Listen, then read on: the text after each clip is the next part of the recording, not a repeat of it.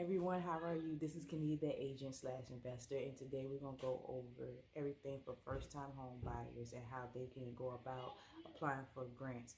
Now, this could be national or national, but I still like for you to do more research to make sure that these grants do apply in your state. But I am also talking about the state of Virginia also, but still always ask questions and do more research so that way you know what criteria is fit for you and your family. So there are like at least 8 grant programs that is out for first-time home buyers. This can help them with their down payment and often your closing costs with everything that's going on. So like I said, every state offers some type of assistance. You just have to ask. First-time home buyers could be in line for thousands of dollars and grant money if qualified. However, the amount or type of assistance is varies between the programs that you choose. The first program is the State First Time Homebuyers Grant. Nearly every state operates its own down payment assistance program, typically overseen by a housing financing agency or government entity. Every program gets its own sets of rules, of course, so the amount that you receive, whether or not it's needed to be repaid in eligible guidelines, will be very huge depending on where you want to buy your home at or where your home is located at, basically. National Home Buyers Funding. National Home Buyers Assistance Program, or what they call it NHF, is a grant or 3-year forgivable loan to first-time home buyers and other purchases or refinancing their home. You can usually receive up to 5% of your mortgage loan amount, and assistance can be paired with conventional FHA, VA, or USD mortgage. With that being said, the fund helps low income and moderate income home buyers. That means that there are income limits to qualify, but you may have a higher income threshold than the cap that's set by many states and counties and programs. So to be eligible for this, you have to have a credit score of 640 or higher, a debt to income ratio of 45% or lower. First time home buyers requirement is waived, and also you must use a NFH, which is National Home Buyers Funding recognizable lender. So if you have a lender of your own and the NHF don't recognize that lender at all, you have to use the lender that they basically provided. Shanoa Fund, and I hope I'm pronouncing it right. I'll put the name of it right across. Is a fund is national-wide down payment assisted program for first-time home buyers, of course, for 3 years, silent, forgivable loan rather than other than an outright grant. To order for you to qualify for this loan, you have to have a credit score that's 600 or higher, income or below of 115% of area median income. Debt to income ratio have to be at 45% or lower, and you must use a Shanoa funding lender. So this goes right back to the second lender that I had mentioned earlier. If you have a preferable lender of your own and Shanoa funds don't recognize that lender, you have to use the lender that is provided by Shanoa funds. Shanoa loans are fully forgivable after 36 consecutive on-time payments on FHA first mortgage forgiveness periods. With that being said, it will reset if the borrower makes a late payment, but the borrower has a full 30-year term to meet the forgiveness condition. This loan may also be forgiven at the end of the 30-year term if the previous forgiveness conditions have not been met. So please keep that in mind. The Freddie Mac and affordable seconds. This is dealing with all secondary loans basically. Freddie Mac Affordable Second Program is a lot like Fannie Mae Community Seconds. It will let you borrow up to 50%, of course, not 50%. Sorry, it will let you borrow up to 105%. My apologies. Of sales price in total to cover your home purchase, down payment, and closing costs. With that being said, typically affordable second is paired with a home possible mortgage loan. These allow just 3% down, but have a slightly higher minimum credit score eligible requires of 660. So please keep that in mind, and also ask your lenders more questions as far as about the secondary affordable loan. Good Neighbors Program. With the Good Neighbors Program, the USDA Department or the Urban Development HUD, Good Neighbors Next Door Program explains the concept as far as with this program.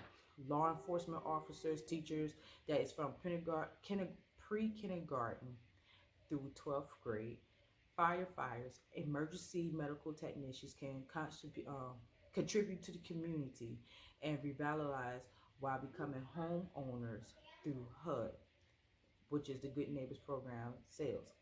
In return, an eligible buyer must commit to live in the property for 36 months as his and her primary residence. The main drawback as far as with this loan is that for 50% discounted to apply, these are foreclosed homes previously financed by the FHA, and they must be located in a designated revitalization area, which tends to be struggling neighborhoods. That's the downfall with that.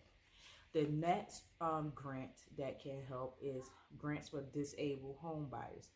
Home buyers with disabilities or caretakers buying homes with or for their disability relatives may be eligible for special assistance programs. With that being said, with a VA loan from disabled buyers, if you have a service related disability, you shouldn't have to pay the VA funding fee at closing. You can check this out far as for the grant and disabled home buyers. Next one is HUD Housing Choice Voucher. HUD approves housing counselors about your possible eligible for Section 8 homes or Section 8 vouchers. I'm sorry. It's important to be aware that these vouchers may not be accessible in all areas at all. An application process can be time consuming. If if and when you have a voucher, you should pay roughly 30% of your adjusted monthly gross, your adjusted monthly income from your housing. So please keep that in mind.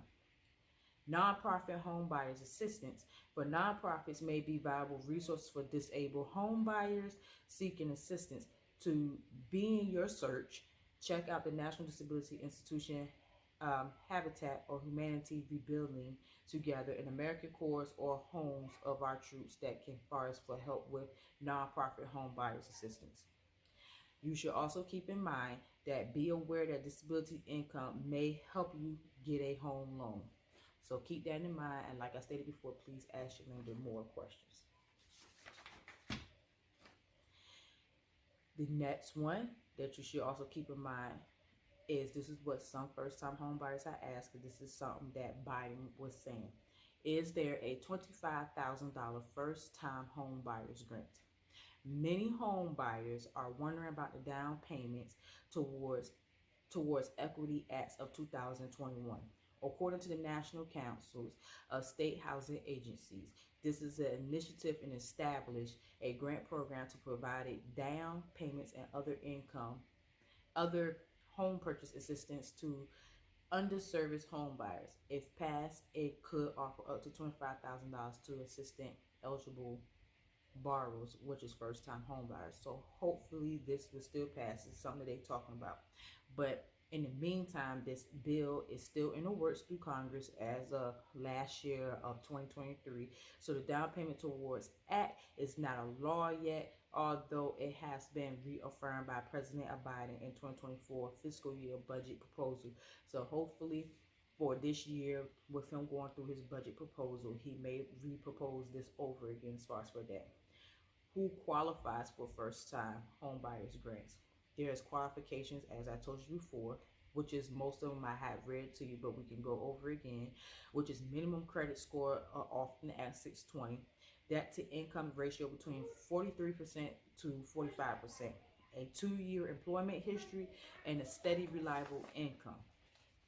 As far as for this, although first time home buyer grants help you with your down payment, you are likely still need to save some cash just in case if something falls through. Basically, programs may require minimum borrower contribution, meaning you have to contribute at least $1,000 or a percentage of the home price out of pocket. Home buyers also may need to pay closing costs and the grants available typically aren't large enough to cover both the down payment and the upfront fees in full.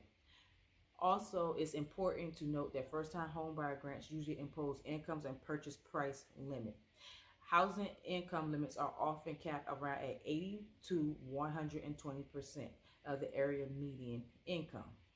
For the purchase price limits, these are tend to vary by zip code and published by agency offering your assistance program. Many first-time home buyer grants require you to take a home buyer education course. These are often online and may be free, although some may cost close to $100. So when you are applying, it's best start to check out with your state, still talk to your agent and talk to a lender, city and county housing financing agency, but you can also, like I said, talk to a lender or a real estate agent.